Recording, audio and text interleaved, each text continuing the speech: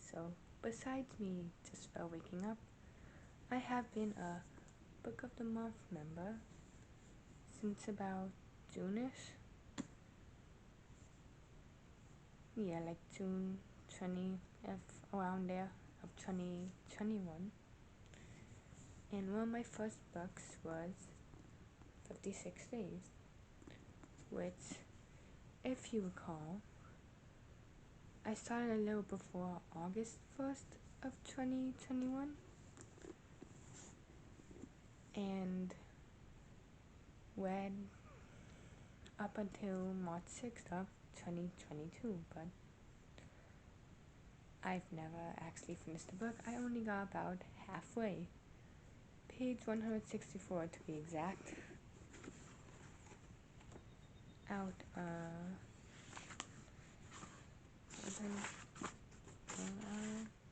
out of about 305, a little more than that, as pages. And I honestly want to finish this book because it is a good book, without a doubt. It just takes a lot for the brain to like comprehend and stuff. Well, mine. So yeah, there are going to be spoilers. So if you haven't read the book or anything, please leave. There will be spoilers. So yeah, enjoy me talking about this book while rereading most of it. But what I remember about it is that it's a thriller and that it's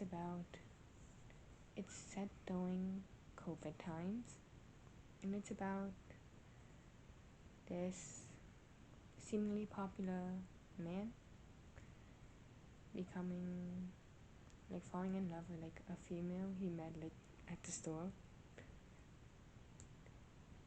and due to COVID they basically have to like live together. One of them gets murdered. I think it's the female, if I'm remembering right correctly, if I'm remembering that correctly, if that's what I got up to. But in the book you get sort of three perspectives. You get the male's perspective, the famous male's perspective, the normal grocery female sort of perspective, like the person who's literally just doing normal stuff like getting groceries, like that person, her perspective, and also the police's perspective as to figuring out what the hell happened. So yeah,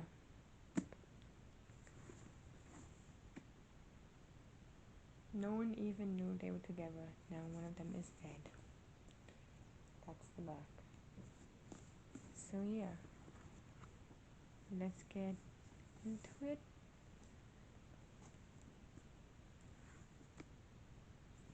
It is June 21st of 2022, exactly a year after I originally got this book. Did not realize that. But yeah.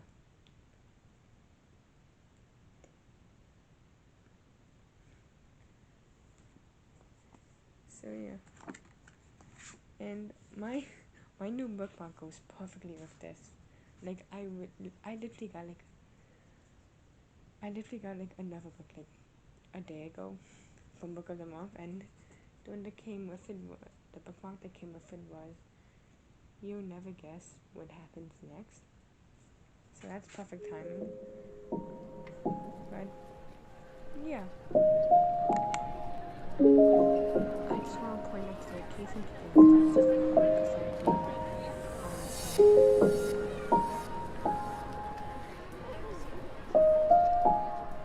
You guys saw my future.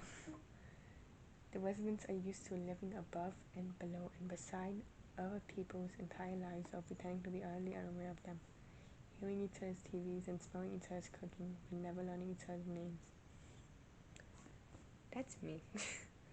I am so bad at remembering names. Like, You could give it to me on a piece of paper, and I would probably still forget.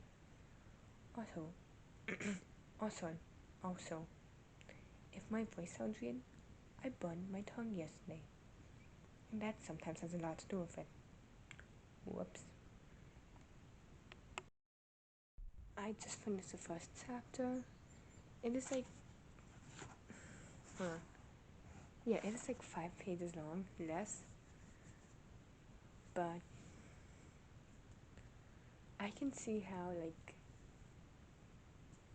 something like this happening in COVID times and it's been silent is like suspicious and difficult to look away from. But I still think, out of respect for like whoever's affected, maybe people should have like looked away or should look away for like a while. But yeah, I'm going to talk about Book of the Month a little. So Book of the Month is like a subscription service where you pay about $15. I'll fact check myself.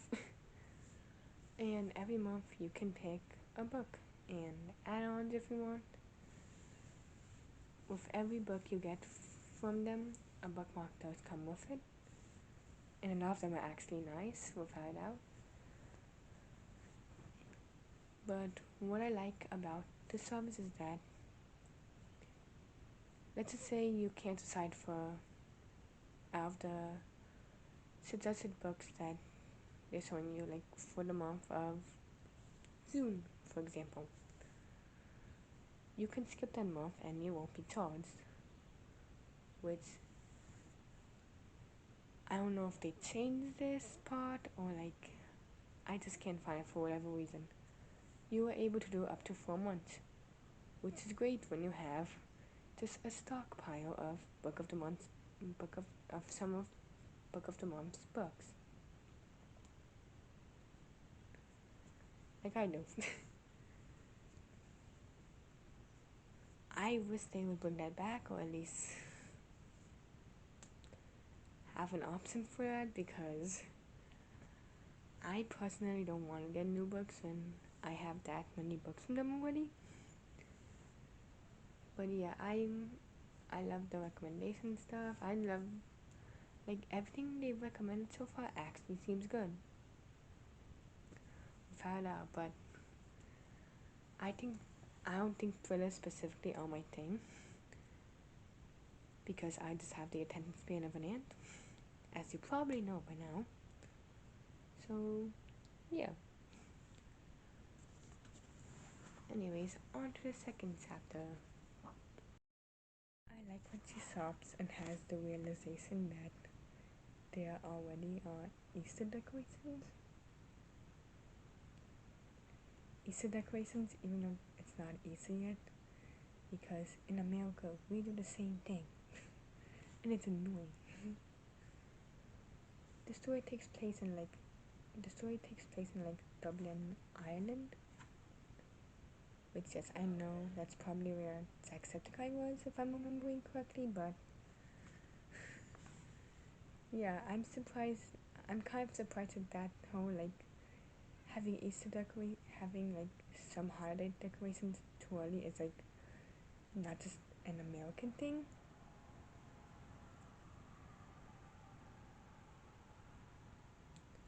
Because I always thought that having a holiday decorations, like, before the holiday is, like, just an American thing. Good thing it's not. And I love how, like,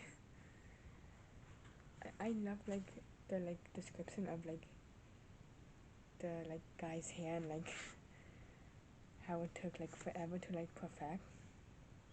Because I have straight hair and it takes forever to perfect, so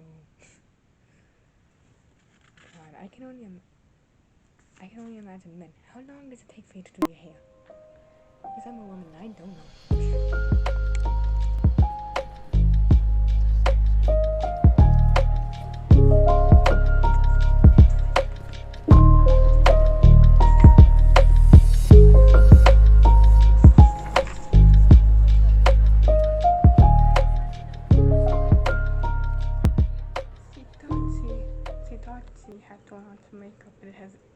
actually managed to clean itself off in the last half hour. Yep, that's me. Every time I put makeup on. It's on at the beginning and literally gone by the end. Like, is there any way for makeup not to do that? Because when I want to wear it, I want to wear it for the whole day and look nice. Okay?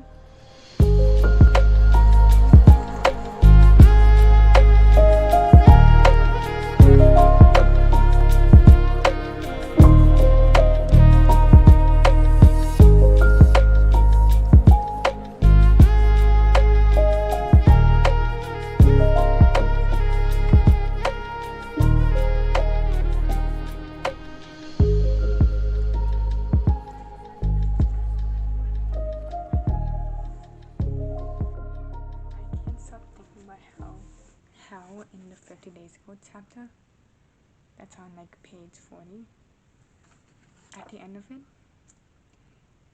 Oliver admits that like they're dating, and Kiara makes the first move a kiss. I can't stop thinking about that. I feel like I could never do that. I could try, but I still would never do that. Also, I don't know why. I feel like Camila Cabello's song like Bam Bam kind of fits the book. I don't know why, but that's what I feel like. Also, I didn't connect this before, but Dan knows Oliver and who he really is, and he's like one of the like police people, and I think he was like a newbie. So I didn't connect that before, and now I did.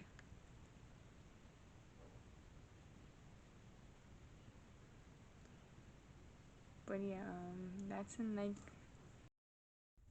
So it is July 3rd, and I am on page 73, which is not bad progress, but Oliver apparently had a date rape slug, so I'm trying to figure out if he's like a date rapist, and also how much Kiara has like cleaned before Oliver like is coming over in the book. Reminds me of Monica from Friends. Okay. But yeah, I mean, I like how descriptive like Catherine the author is of like the details within the story, but I have the attention span of an ant, so I think you can understand why my brain know like that. But yeah, like it's about part of the way through. Really good progress.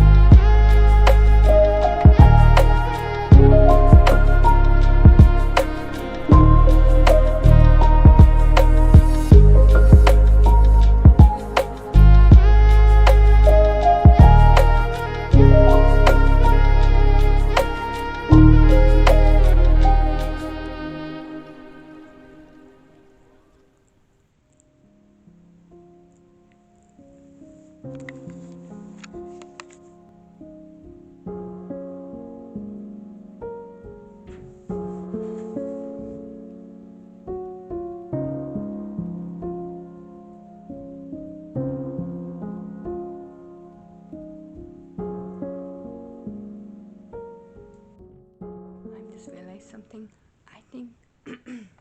I think I got Declan confused with Dan. I got them both confused.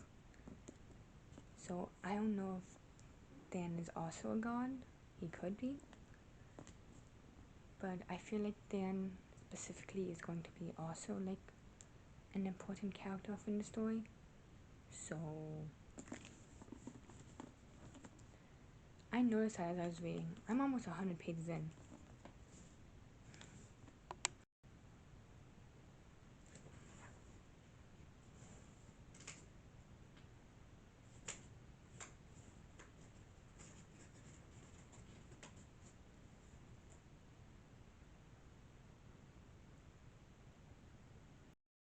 So on page 98, it seems that Kiho is now ready for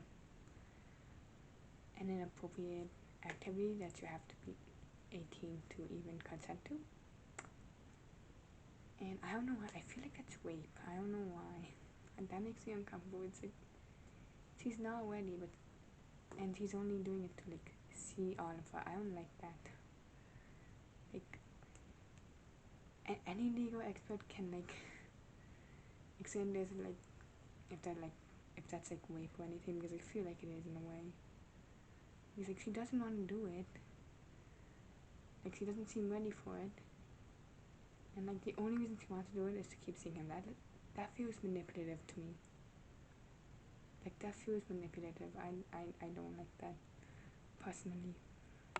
Also, I'm guessing Oliver didn't like put any inhalers in his cabinets. Maybe he just like left them in his bag so that he wouldn't forget. He left them in his bag so that he wouldn't like forget them at like work. So I'm guessing.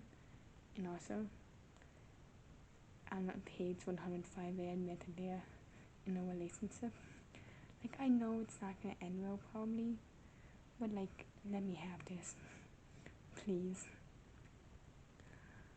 Also, it is July 7th, and I am on page 107, which is the start of another chapter called 50 Days Ago. So, progress for you guys. So, it is like July 10th, and I'm going to be reading more 56 days, and my parents are like on an anniversary dinner, so happy anniversary to them. But my dog has separation anxiety issues and needs to be held like a baby. So yeah, and the cat doesn't seem to care. So, but like, yeah. I mean, they haven't got at each other in a while, or like really fought as much. But like, you know how siblings like really fight with each other? It's the same thing pretty much. They just see what's going on and then they dip. Like, they could both be handling. They could both be handling. They could both be handling each other so much worse right now. Glad they aren't. Also, that thing is sitting under like over here. That's my iPad. I'm using it as a camera stand for my angling for at least this shot.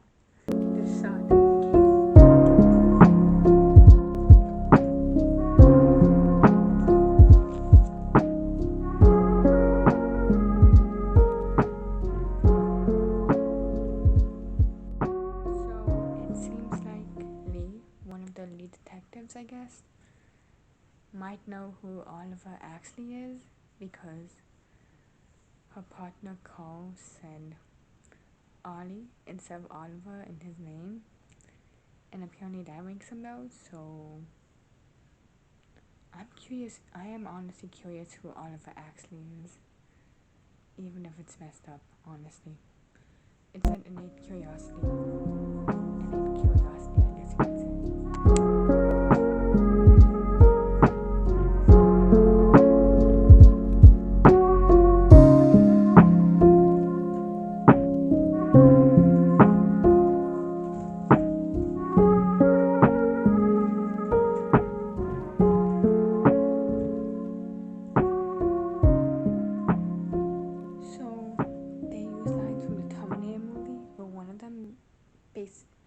Basically saying that we are not prisoners of fate. There is no fate but what we make for ourselves. Okay, first of all, it's the pandemic, so I don't know if that's a good quote. And also, the Transformers very first movies, as much as I hate them, hate them personally. There are some good lines, I'll admit it. Also, he can become him, Oliver can become Oliver. He can become him fully, finally, and leave all his other selves with their other names, their dark mistakes far, far behind. What did he do? I am confused and concerned on a number of levels. Which basically, if it's true that he had, that date rape drug and not her, I can guess that, like, my guess is that my guess is that Oliver, quote unquote, attempted something really inappropriate and not consensual to an extent. That's my guess, because, like, why else would he have, like, a date rape drug and, like, by what it sounds like, him, like, basically ending up dead because of it or something. So that's my theory. If I'm correct, then just damn. So yeah. So I'm on to page 163, and Laura is blaming herself for just whatever happened in apartment 1. So all I'm saying is, it's her and Kiara just simply talking to each other, not even, like, they didn't even mention any names. Is that just because that interaction simply happened, does that mean that something happened, like something murderous? And also, before that, how did Laura know that Kiara was staying with Oliver? Quote unquote. Like, Kiara didn't say anything, but Laura guessed. Did she, like, somehow remember from, like, the whispering, like, smoking scene, like, from, like, the very beginning, I guess? Because even I don't remember names that long. Like, it would take me a while for me to remember your name correctly, and I'm sorry. Yeah.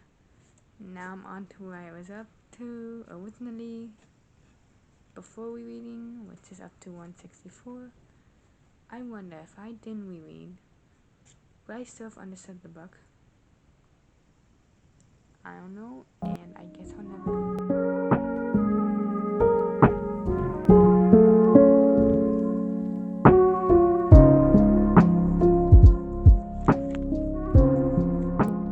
So it's July 24th, and I'm up to about 200 pages of 56 days. Yeah.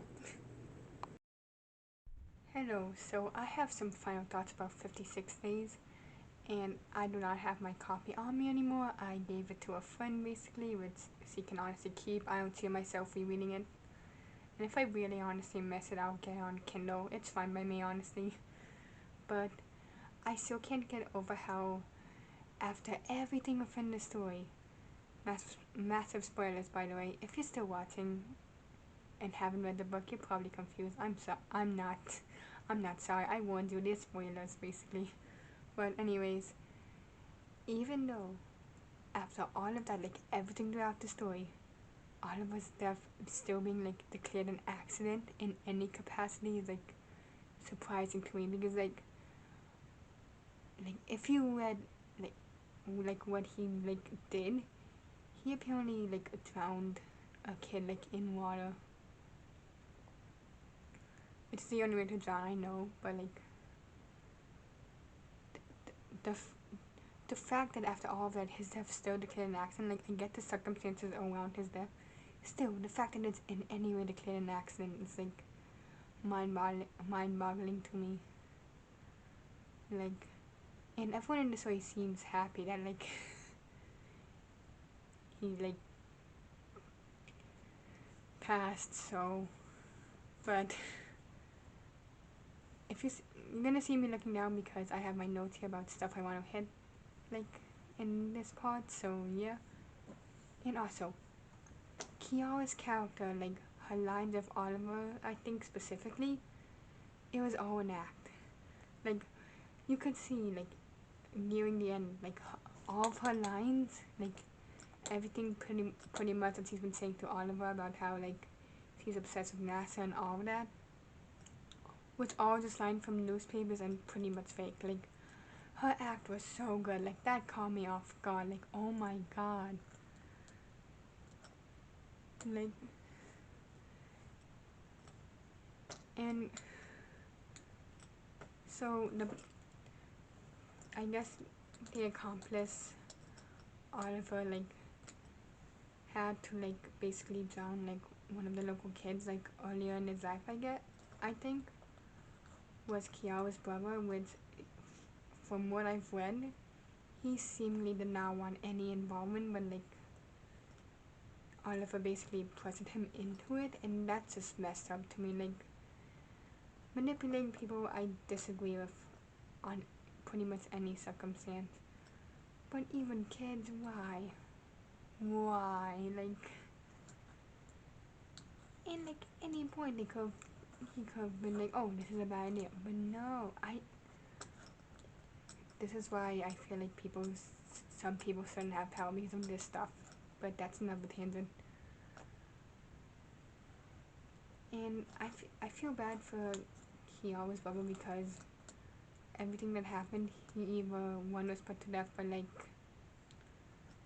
I guess the local government or something, if I'm remembering correctly, because of the murder of the drowning of that kid. And the fact that, like, Oliver basically got, like, off scot-free in a way because of it, genuinely just, that just mind fucks me, dude. Like, come on, like, and if I'm remembering correctly, that dude seemingly lied under, like, oath, kind of, I guess, and pressured Kiara's brother to lie with him, so I don't know if that was, like, ever figured out specifically, if that's exactly what happened, but, like, Jesus Christ, I feel bad just for Kiara's brother. Like, it should have been reversed. Oliver seems like a mentally fucked up person, like, and seemingly the date rape joke that was in the beginning of the story is seemingly, like, not necessarily an element in the story, I noticed, so that's, I don't know what to do with that, honestly.